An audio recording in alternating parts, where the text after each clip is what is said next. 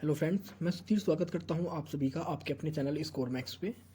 और आज हम डिस्कस करने वाले हैं आपकी IBO 2 के ब्लॉक 1 के इंपॉर्टेंट क्वेश्चंस, जो मतलब वो कुछ ऐसे टॉपिक के बारे में बात करेंगे जिनके एग्जाम्स में आने के बहुत ज़्यादा चांसेस हैं। तो सबसे पहला जो इसका टॉपिक आता है IBO 2 के ब्लॉक 1 के अंदर, मार्केटिंग फिलोसफीज, मतलब किस तरह की मार्केटिंग का एजम्पशन कर हमने प्रोडक्ट का प्रोडक्शन करते हैं, किस तरह सेलिंग के कॉन्सेप्ट को यूज़ करते हैं। तो यहाँ पर हमारे पास 5 तरह की मार्केटिंग फिलोसफीज हैं या 5 तरह की मार्केटिंग कॉन्सेप्ट है जिनका यूज़ करते हैं हम मार्केटिंग के लिए या अपनी प्रोडक्ट को सेलिंग के लिए। तो सबसे पहला हमारे पास है प्रोडक्शन कॉन्सेप्ट। अब प्रोडक्शन कॉन्सेप्ट के अंदर क्या होता है कि इसमें हमारे जो कह सकते हैं जो कंपनी होती है उनका एजम्पशन होता है कि अगर हम प्रोडक्ट को ज़्यादा से ज़्यादा क्वांटिटी में मार्केट में अवेलेबल करवाए और चीप रेट पर, तो वो प्रोडक्ट अपने आप सेल होगा और पब्लिक उसको परचेज करेगी। तो इनका जो मेन फोकस होता है मैक्सिमम प्रोडक्शन के ऊपर होता है।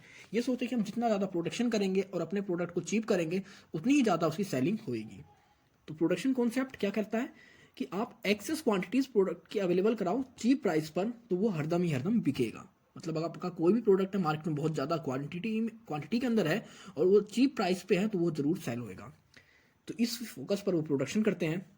दूसरा होता है प्रोडक्ट कॉन्सेप्ट। अब प्रोडक्ट कॉन्सेप्ट के अंदर बात करती है कंपनीज कि अगर वो कोई अपने प्रोडक्ट की जो क्वालिटी है उसको इंप्रूव करेगा, अच्छी से अच्छी क्वालिटी के प्रोडक्ट को अवेलेबल करवाता है मार्केट के अंदर, मतलब अगर आपके जो गुड्स हैं उसकी क्वालिटी बहुत अच्छी है, तो ज़रूरी बात है वो सेल होएगा, उसकी जो सेलिंग होएगी वो होएगी। इसमें इनका जो अजम्पशन होता है कि अगर आप कस्टमर को उसकी नीड के हिसाब से अच्छे से अच्छा प्रोडक्ट अवेलेबल करवाओगे, तो वहाँ पर प्रोडक्ट आपके प्रोडक्ट को कह सकते हैं कि हायर रेट पर भी परचेज कर लेगा। तीसरा है सेलिंग कॉन्सेप्ट। अब सेलिंग कॉन्सेप्ट के अंदर हमारी जो कंपनी होती है वो प्रोडक्ट कैसा भी बनाए उस पर फोकस नहीं करती कि हम प्रोडक्ट को कस्टमर की नीड के हिसाब से बनाएं या कोई हम एक सर्वे करें उसके बाद उस प्रोडक्ट का प्रोडक्शन करें। इनका मेन फोकस होता है कि प्रोडक्ट को बनने के बाद उसको किस तरह सेल किया जाए, कस्टमर तक पहुंचाया जाए, किस तरह की हम प्रमोशन स्ट्रेटजीज का यूज़ करें, किस तरह एडवर्टाइजमेंट करें, किस तरह पब्लिसिटी करें कि हम कस्टमर को या कंज्यूमर को कन्वेंस कर सके कि वो उस प्रोडक्ट को परचेज करें। जिसमें इनका जो मेन फोकस होता है अपने सेलिंग कॉन्सेप्ट के ऊपर, या कह सकते हैं जो सेलिंग के मेथड होते हैं, चाहे प्रमोशन हो, एडवर्टाइजिंग हो या पब्लिसिटी हो, उनके ऊपर ही फोकस करते हैं। नेक्स्ट होता है आपका मार्केटिंग कॉन्सेप्ट। मार्केटिंग कॉन्सेप्ट आपका 21st सेंचुरी का कॉन्सेप्ट है। इसमें बिलीव करते हैं कि द कस्टमर इज किंग, मतलब जो मार्केट का किंग होता है कस्टमर है। और अगर आप कस्टमर को सेटिस्फाई कर देते हो, मतलब जो भी नीड्स है, जो भी कस्टमर की डिजायर्स हैं, अगर आप उसे फिलफिल कर देते हो, तो कस्टमर आप जितने भी आप प्राइस फिक्स करते हो अपने प्रोडक्ट का, मैक्सिमम से मैक्सिमम आपको पे करने को तैयार हो जाएगा। तो इसमें इनका मेन फोकस होता है कि कस्टमर्स को सारी की सारी डिजायर्स को पूरी करना।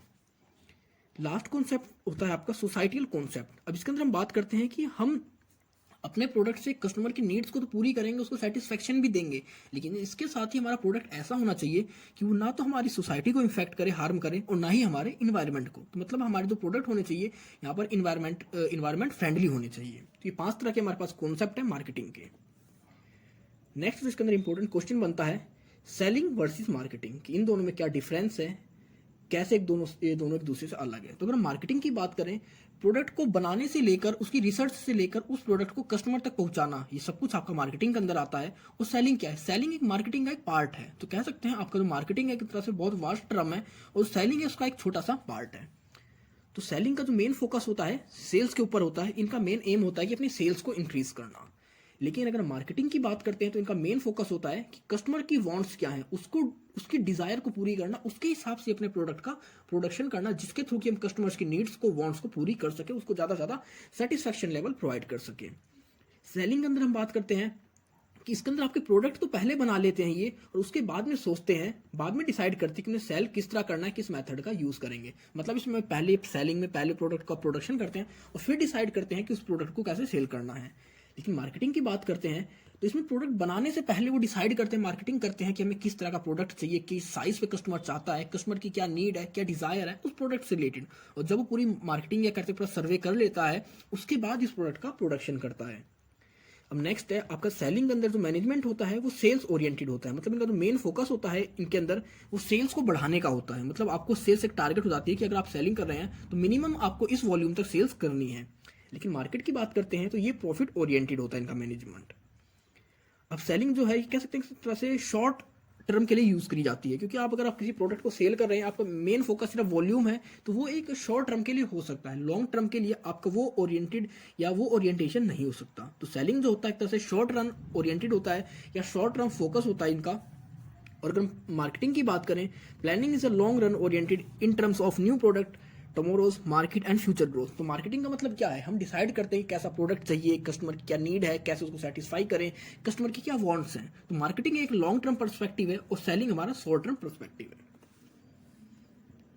नेक्स्ट है हमारा इंटरनेशनल मार्केटिंग। मतलब मार्केटिंग के अंदर बात करी गई कि मार्केटिंग के क्या टाइप्स हैं, किस किस तरह से मार्केटिंग होती है।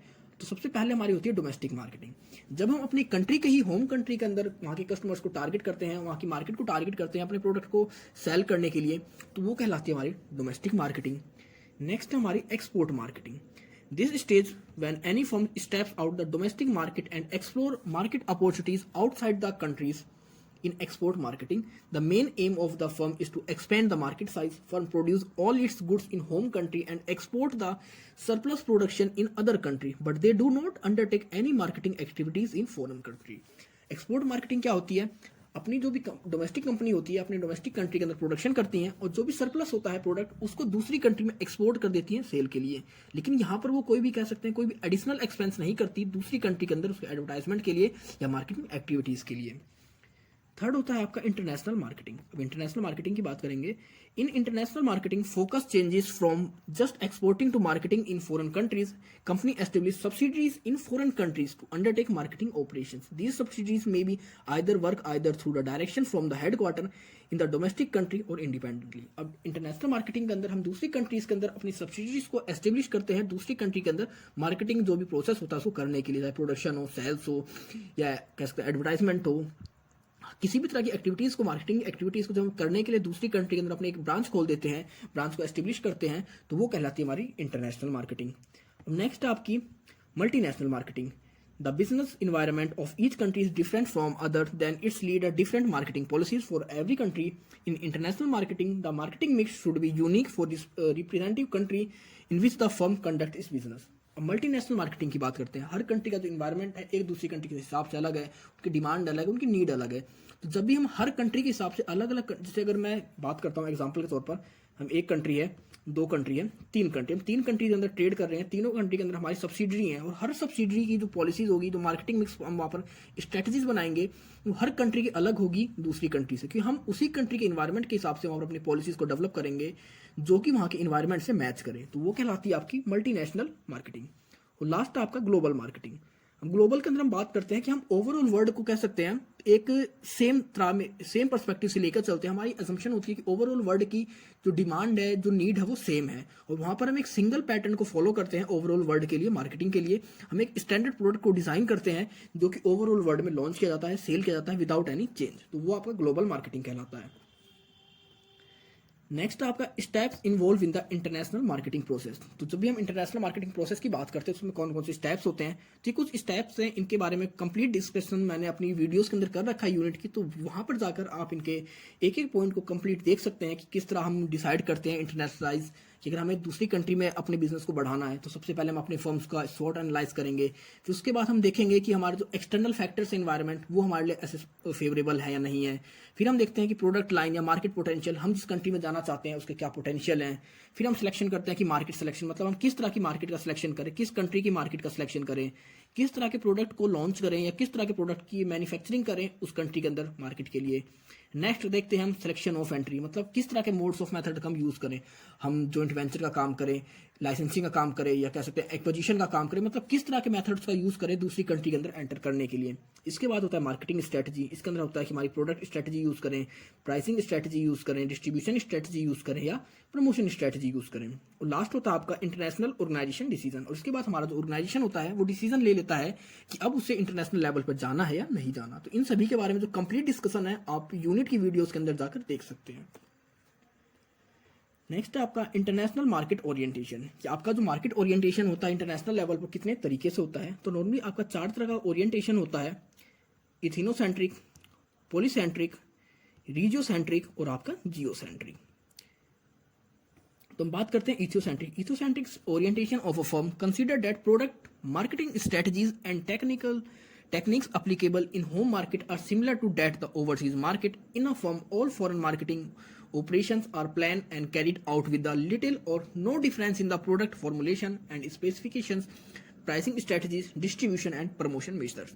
तो जो आप प्रमोशन स्ट्रेटजी, जो मार्केटिंग स्ट्रेटजी आप अपनी कंट्री के लिए बना रहे हो, अगर आप दूसरी कंट्री को आप सोच के चलते कि उस कंट्री की नीड, डिमांड, इन्वायरमेंट आपके जैसा है और आप उन्हीं पॉलिसीज को एग्जैक्टली दूसरी कंट्री में भी अप्लाई करते हो, चाहे आपकी प्राइसिंग स्ट्रेटजी हो, चाहे आपके प्रोडक्ट का स्पेसिफिकेशन हो, आपका फॉर्मुलेशन हो, आपकी डिस्ट्रीब्यूशन स्ट्रेटजी हो, तो वो कहलाएगी इथियोसेंट्रिक। इसमें हमारा एजम्पशन होता है कि ओवरऑल जो वर्ल्ड है, जो मार्केट है, वो एक जैसी ही है। नेक्स्ट आपका polycentric. When a firm adopt polycentric approach to overseas market, it attempt to organise its international marketing activities on country to country basis. जब हम बात करते हैं पॉलीसेंट्रिक की, तो हम हर कंट्री के हिसाब से अपनी पॉलिसीज को बनाते हैं, चाहे प्रोडक्ट का कह सकते हैं फॉर्मुलेशन हो, प्रोडक्ट का स्पेसिफिकेशन हो, प्राइसिंग स्ट्रेटजी हो, किस तरह उसको हम डिस्ट्रीब्यूशन का यूज करेंगे, किस तरह हम प्रोडक्ट को मैन्युफैक्चरिंग से लेकर कस्टमर तक पहुंचाएंगे, किस तरह के प्रमोशन का यूज करेंगे, हम एडवर्टाइजमेंट करेंगे, पेपर मीडिया यूज करेंगे। तो ये सारी जो हमारी मार्केटिंग एक्टिविटीज होती हैं, जब हम हर कंट्री के हिसाब से, कंट्री टू कंट्री बेसिस पर उन्हें डिफरेंट बनाते हैं हर कंट्री के हिसाब से, तो वो कहलाती है हमारी पॉलीसेंट्रिक। नेक्स्ट होती है रीजियोसेंट्रिक। अब रीजियोसेंट्रिक के अंदर हम ओवरऑल वर्ल्ड को कुछ ग्रुप्स में डिवाइड कर देते हैं। हो सकता है वो ग्रुप्स हम इकोनॉमी के बेस पर डिवाइड करें, हो सकता है हम रीजन के हिसाब से डिवाइड करें या कल्चर के हिसाब से डिवाइड करें। अभी हम अगर नॉर्मली बात करते हैं, जैसे हमारे पास कुछ एशिया है, साउथ अमेरिका है, अफ्रीका है, तो हमने कुछ एक कह सकते हैं रीजन के हिसाब से ओवरऑल वर्ल्ड को डिवाइड कर रखा है। तो जैसे हमारे इंडिया है, अफगानिस्तान है, पाकिस्तान है, चाइना है, नेपाल है, या श्रीलंका है, म्यांमार है, तो हम एक सिंगल पॉलिसी बना सकते हैं इस पूरे रीजन के लिए, क्योंकि ये सारे आपस में कनेक्ट है। तो हो सकता है इन सभी के जो कॉन्सेप्ट है, डिमांड है, नीड है, कहीं ना कहीं आपस में मैच करती हो। तो यहाँ पर हम क्या करेंगे कि रीजन को फोकस करते हैं और रीजन के हिसाब से अपनी जो मार्केटिंग पॉलिसीज होती है उनको बनाते हैं उस पूरे रीजन की कंट्रीज के लिए। मतलब एक रीजन के लिए एक तरह की पॉलिसीज को बनाया जाता है। लास्ट होता है जियोसेंट्रिक। अब जियोसेंट्रिक में बात होता है कि हम ओवरऑल वर्ल्ड को एक्सेप्ट करते हैं कि यहाँ पर सिर्फ हम एक सिंगल मार्केटिंग स्ट्रेटजीज को डेवलप करेंगे और उसके थ्रू हम ओवरऑल वर्ल्ड के अंदर उसको डिलीवर करेंगे। इसमें हम कुछ प्रोडक्ट को कह सकते हैं टारगेट करते हैं। जैसे हम बात करते हैं एप्पल की। एप्पल एक ग्लोबल प्रोडक्ट है। वो ये नहीं है कि इंडिया में अलग प्रोडक्ट एप्पल का बनता है और यूएसए में अलग प्रोडक्ट बनता है। ओवरऑल वर्ल्ड सेम प्रोडक्ट होता है, सेम डिजाइन होता है, सेम स्पेसिफिकेशन होता है उनका और सेम ही प्राइस होता है। तो कुछ ऐसे प्रोडक्ट हैं, कुछ ऐसे कह सकते हैं एरियाज हैं जहां पर जो हमारे कस्टमर्स होता है उनका जो टेस्ट होता है वो सिमिलर होता है, सेम होता है। तो उस तरह के प्रोडक्ट के लिए जो भी हम मार्केटिंग स्ट्रेटजीज यूज करते हैं, कि हम एक ही मार्केटिंग स्ट्रेटजी यूज करते हैं ओवरऑल वर्ल्ड के लिए, तो वो कहलाती है आपकी जियोसेंट्रिक। तो ये आपके IBO 2 ब्लॉक 1 के इंपॉर्टेंट क्वेश्चन खत्म होते हैं। आई होप आपको सब कुछ समझ में आ गया होगा कि ये वो मोस्ट एक्सपेक्टेड क्वेश्चन है जिनके एग्जाम्स में आने की होप है, या फिर ये वो क्वेश्चन है जो पहले आपके प्रीवियस ईयर्स में मैक्सिमम रिपीट किए गए हैं।